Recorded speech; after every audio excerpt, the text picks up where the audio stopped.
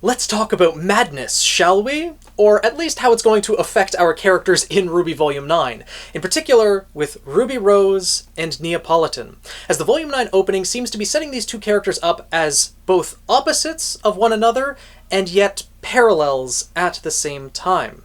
With Ruby hanging on too much to her innocence, and it's dragging her down, and with Neo hanging on too much to her madness, in this case her actual anger, and that is forcing her in the wrong direction. With the shared symbolism of Alyx, the Alice in this story, as the girl who fell through the world, is the remnant equivalent of Alice in Wonderland from our world. And given the similarities between the outfit and the bow in the hair, between the character who we see in the opening of Volume 9 and the Disney interpretation of Alice from Alice in Wonderland, it is very likely that the character that we saw in the Volume 9 opening is in fact Alyx, the girl who fell through the world. And the shared symbolism that Ruby and Neo have with Alyx in the Volume 9 opening is very significant. As Ruby looks across a bridge, she sees Alyx facing away from her. And as she turns, it's Ruby herself with a maddening smile. She looks, admittedly, a little bit crazy. And meanwhile, at the end of the Volume 9 opening, we see an image of Neo as Ruby's falling through this world of madness, and the image of Neo fades into Alyx as well. Alyx, I think, represents the childhood innocence that both Ruby and Neo have or had at one point. The girl who would adventure through this wondrous world and take that endless curiosity in it. At the beginning of the Volume 9 opening, we saw each of the members of Team RWBY. With Weiss, Blake, and Yang, they were getting more confident as they moved throughout the years, through the time that we have spent with them, moving forward in the frame of the camera. Whereas Ruby, she was very confident in her innocence back in Volumes 1 to 3, but as the events of the world piled on, she receded more back into herself. And I think that might indicate that she's trying to cling to that childhood innocence. She's seeing the reality of those stories that she loved when she was a kid, about the heroes fighting the monsters, and it is soul-crushing to her now that she's actually living it and not succeeding like those heroes. She wants to achieve that fairy tale dream, but she cannot reach it, and it is dragging her down. And if she doesn't learn to let go at least a little bit of her childhood innocence, she can still keep her dreams and aspirations, but she needs to accept reality as well. If she doesn't, then that innocence might break and she will give in to the madness.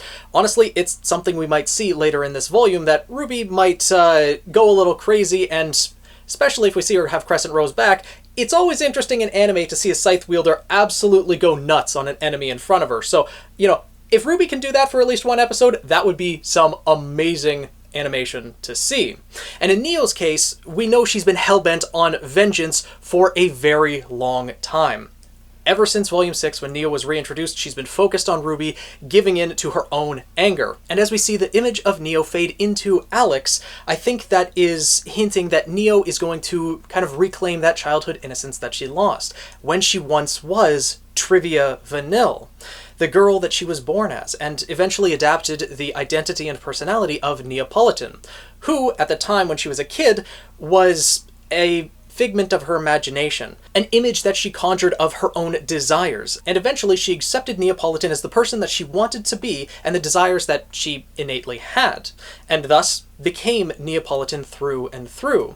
But she also abandoned the Trivia that once was, and I think we're going to see the return of Trivia Vanille in this volume, that she'll meet people, Team RWBY, and in particular Jean, who I think will accept her as Trivia, and she'll have a balance between Neapolitan and Trivia, just as RWBY will need to find balance between her innocence and reality, that life isn't a fairy tale. And it will be through this fairy tale that they will discover that balance. It even says in the lyrics of the Volume 9 opening that we must live with balance, but balance is blind. Vengeance is a riptide, in a fairy tale she'll find.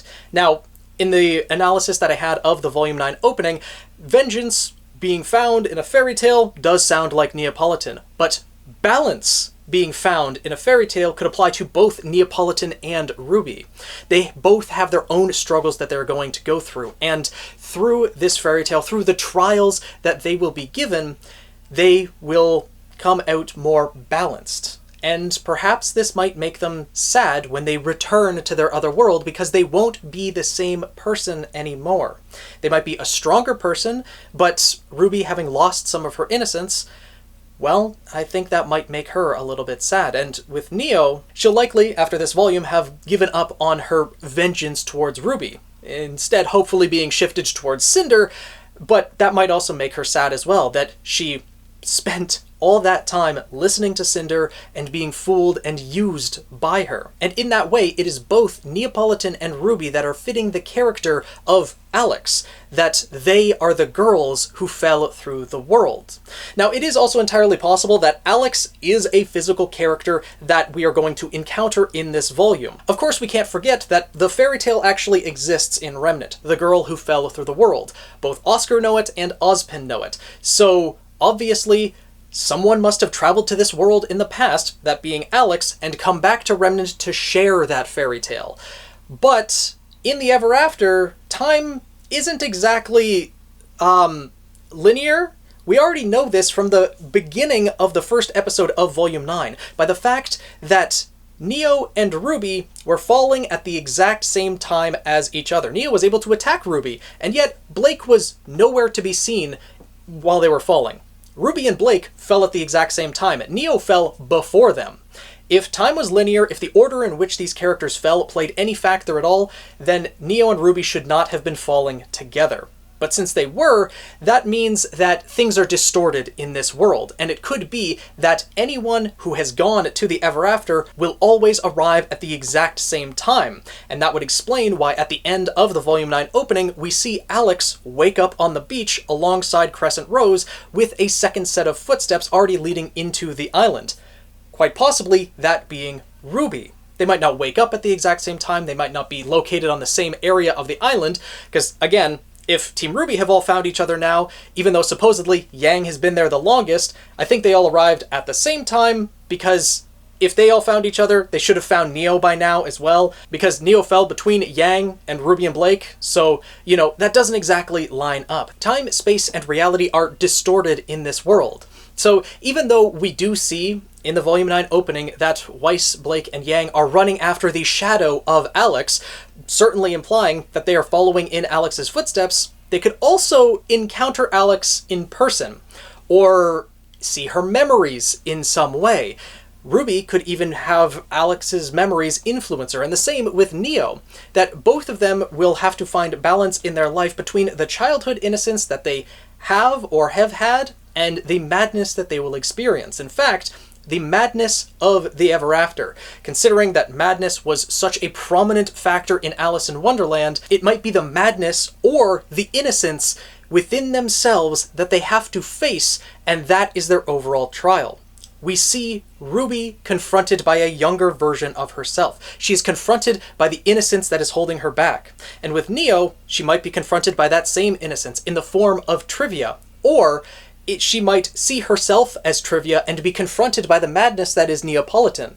There are a number of different ways that this is going to go, but the parallels between RWBY and Neo that are set up in the Volume 9 opening cannot be ignored, and their shared connection through Alyx, through the girl who fell through the world, is very interesting, and I'm looking forward to seeing how it unfolds. So let me know what you guys think about the madness that may be experienced in Volume 9. That if characters don't have balance in their life, they might be pushed to the breaking point, and that might be something the world itself might try to do. They'll push each of the characters to either break them, send them into madness, or they will find balance one way or another. Do you think that is something that is going to play a factor? We have seen that RWBY on this bridge with the cloud background is something that Yang and Blake are going to go through as well. Blake has kind of a peaceful smile on her face, so she might have already found that balance. Same with Yang as well. So it might be something that RWBY and Neo are going to struggle with the most. The parallels are there, and I want to know what you guys think of them. If you guys enjoyed this video, want to see more like it, make sure to subscribe and join the Guild of the Eternal Flame. If you like No Game No Life and want to hear more about that series, make sure to subscribe to my second channel, The Daily Flugel, linked in the description below, as well as my Twitch channel. We stream every Tuesday and Saturday, so check that out if you want to come chat about RWBY, and especially after each episode goes live as well. So I look forward to seeing you there. And with that being said, I'll see you guys in the next video.